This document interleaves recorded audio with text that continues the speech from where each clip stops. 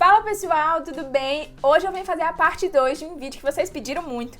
Aquele vídeo em que eu estava respondendo os haters. Meu marido me mandou 6 horas da manhã alguns prints de gente falando um monte de asneira em vídeos de crianças fazendo introdução alimentar vegana, ali falando inclusive da beleza ou não da criança. E eu fiquei um pouco revoltada e senti a necessidade de responder. Mas vocês pediram parte 2, vocês querem ver o circo pegar fogo. Mas hoje eu vim não só responder haters, mas vim também responder pessoas que querem simplesmente aprender, que sentem dúvida, que sentem alguma insegurança. Então hoje nós vamos responder haters e lovers.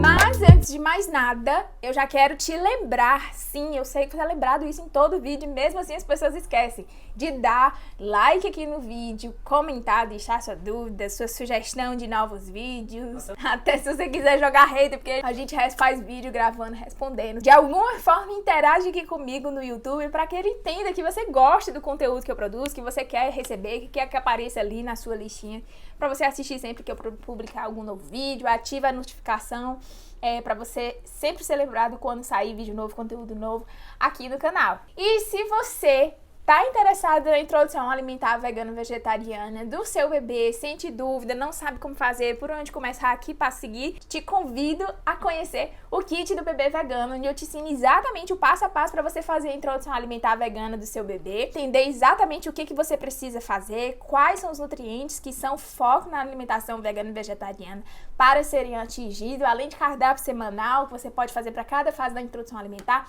e-book de receita, bônus de comunidade de apoio e tudo mais. Clica aqui no link que vai estar nos comentários logo abaixo, certo? Vamos pro vídeo? Então, um dos haters que eu vi que eu fiquei mais abismada é quando a pessoa diz: apelo à autoridade, procuro por Agri em América, que certamente é um canal no YouTube ou um perfil no Instagram. Filhos delas são veganos, parece aquelas crianças da África, com barriga estendida e totalmente esquelético. E não só essa, tem um monte de outras mães abusando de seus filhos nessa dieta anti-humana. Por que tantos bebês já morreram nessa dieta? Por que parecem tão mal? Será que porque ela não é apropriada para humanos? Então, gente, essas crianças que ele se refere à barriga estendida, totalmente esquelética, que eles falam que se refere da África, primeiro, que preconceito você dizer que todas as crianças da África são assim, ou que somente crianças desnutridas vão ser encontradas na África, porque isso está sujeito a qualquer parte do mundo, do globo. O que acontece para uma criança estar extremamente magrinha e com membros, né, braços e pernas fininhos, mostrando os ossinhos, mas ainda assim com a barriga muito grande,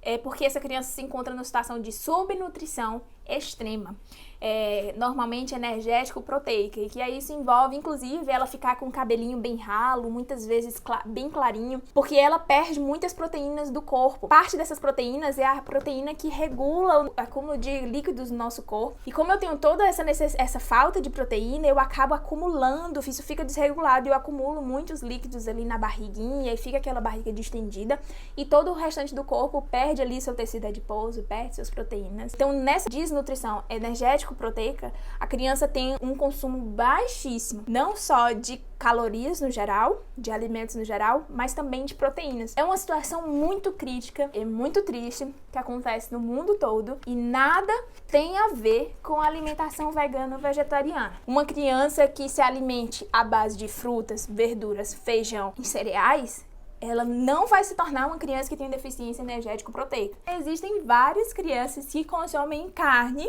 e às vezes até consomem bastante e ainda assim tem um porte mais magro, tem um porte mais fininho, porque a magreza ou ter um peso maior não está relacionada muitas vezes somente ao consumo que a criança tem, mas muitas vezes a fatores genéticos, ao peso ao nascer, a idade gestacional que essa criança nasceu. Existe uma série de fatores, além de potencial genético, enfim, muitas coisas que vão determinar qual vai ser o crescimento e a estatura dessa criança. O que os estudos mostram é que as crianças têm um crescimento, desenvolvimento muito semelhante a crianças que consomem carne. Elas não são magrinhas, não são raquíticas e não são subnutridas. Quero escrever aqui: os comentários ou me deixam pasmos ou me fazem rir. Será que esses carnistas já nasceram burros assim? Ou é excesso de cadáver no organismo que faz com que escrevam tanta asneira? Viu? Enfim. E não é só essa, tem um monte de outras mães abusando de seus filhos nessa dieta anti-humana. Enfim, conversamos sobre se é abuso infantil ou não a gente alimentar uma criança com a base dos nossos fundamentos éticos e morais, tá? Conversamos isso no vídeo anterior. Porém, será realmente que é uma dieta anti-humana? É anti-humano a gente querer que a criança entenda e veja os animais como espécies completamente iguais e não inferiores ao que a gente coloca em casa, dá banho, dá lacinho, bota roupinha. É anti-humano isso? É anti-humano que a gente queira consumir alimentos que não precisaram passar por sofrimento ou morte para que estejam ali no nosso prato? Enfim, por que tantos bebês já morreram nessa dieta? O que acontece é que existem algumas situações, muitas vezes, em que os pais, infelizmente, tomam decisões muito restritivas para aquele bebê, para aquela criança. A exemplo, achar que o leite materno não é vegano e, portanto, a criança não pode ser amamentada com o leite materno. Gente, isso é um grande equívoco. O que a gente defende é que cada ser de sua espécie deve sim ser amamentado pelo mamífero da sua mesma espécie. Então, por que o humano não poderia amamentar, não poderia mamar da sua própria mãe?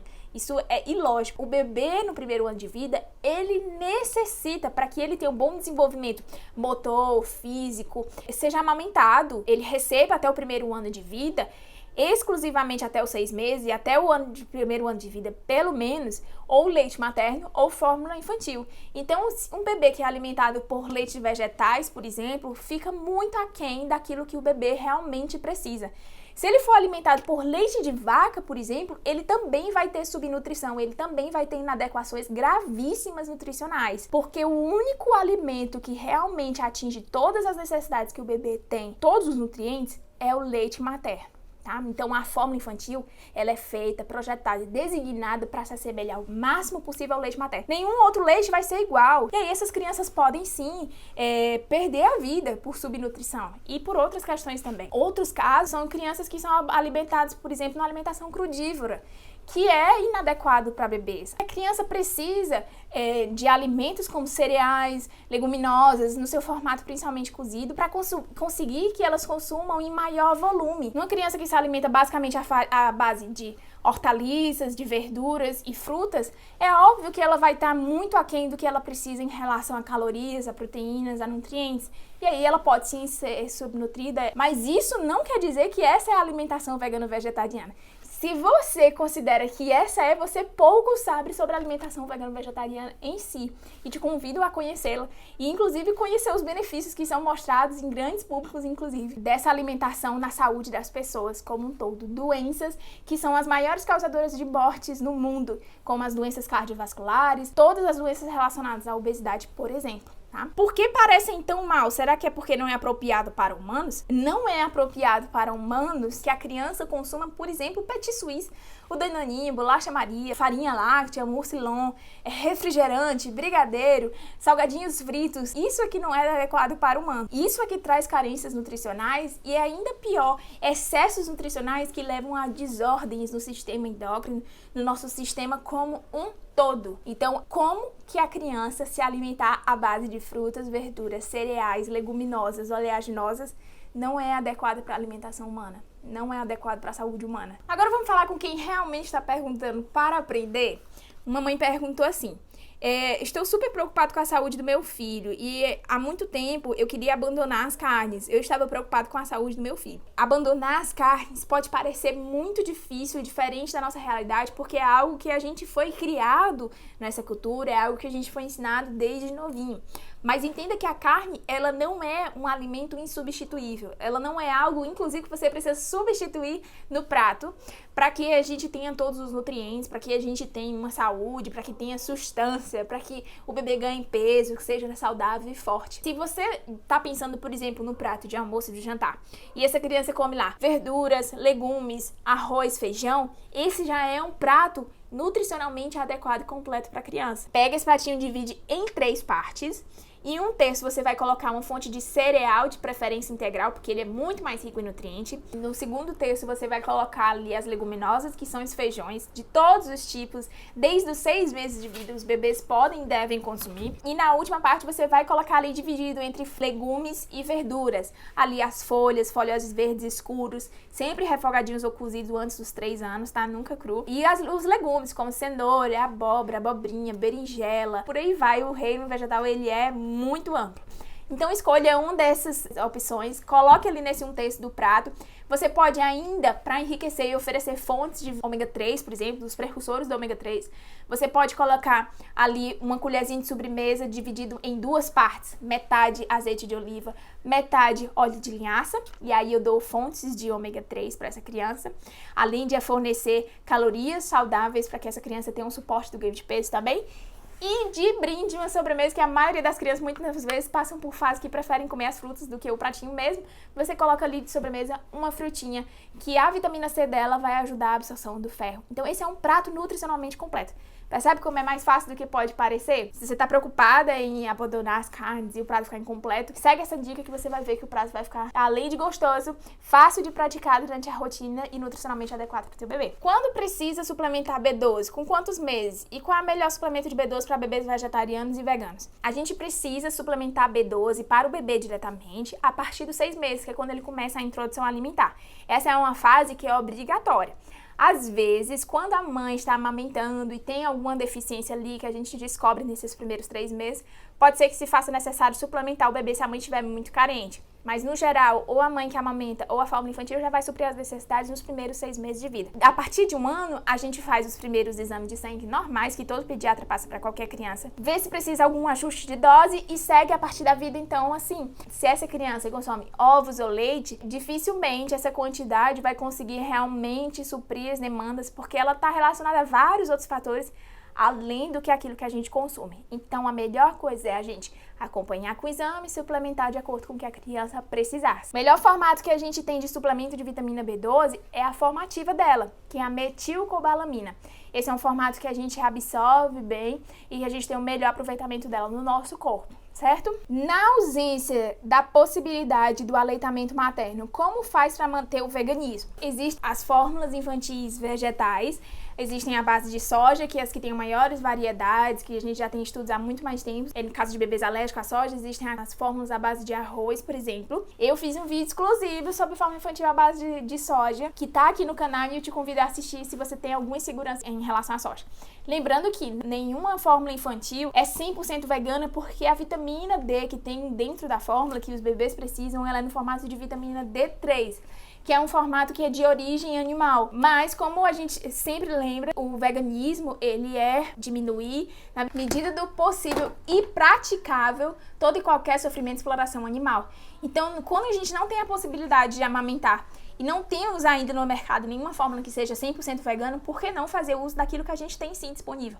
Afinal, no primeiro ano de vida do bebê, o seu desenvolvimento é muito importante. A gente não pode deixar que aconteça uma carência, que aconteça deficiência. Então, fiquem tranquilos em relação a isso. Ninguém vai deixar de ser mais ou menos vegano porque fez o uso da fórmula infantil que contém vitamina D3. Tenho dado tofu orgânico para minha bebê, mas depois fui pesquisar e há muita discussão sobre como não se deve dar soja ou derivados devido à isoflavona, que altera os hormônios e, consequentemente, o desenvolvimento do bebê. Isso realmente é verdade? A soja, ela tem essa substância, a isoflavona, que é um fitoestrógeno, que ela tem uma semelhança molecular ao estrógeno, que é um hormônio feminino.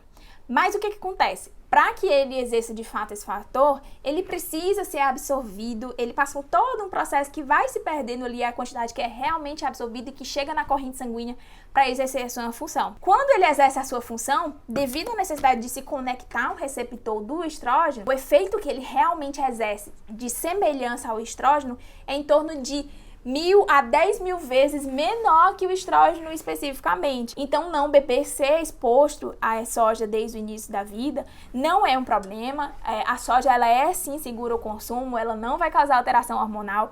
Diversos estudos já têm mostrado a segurança disso, já tem mostrado que não causa alterações hormonais no bebê, nos seus órgãos reprodutores, na sua imunidade, no seu desenvolvimento, no seu ganho de peso, de estatura. Nada disso é interferido pelo consumo da soja, ainda mais no tofu, que é um alimento fermentado, no tofu orgânico.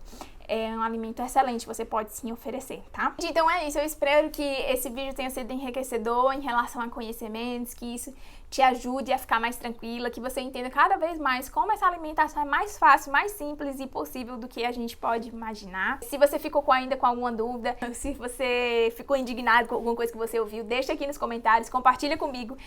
Quem sabe a gente faz um vídeo respondendo também, tá? Foi um prazer estar com vocês aqui e até mais. Tchau!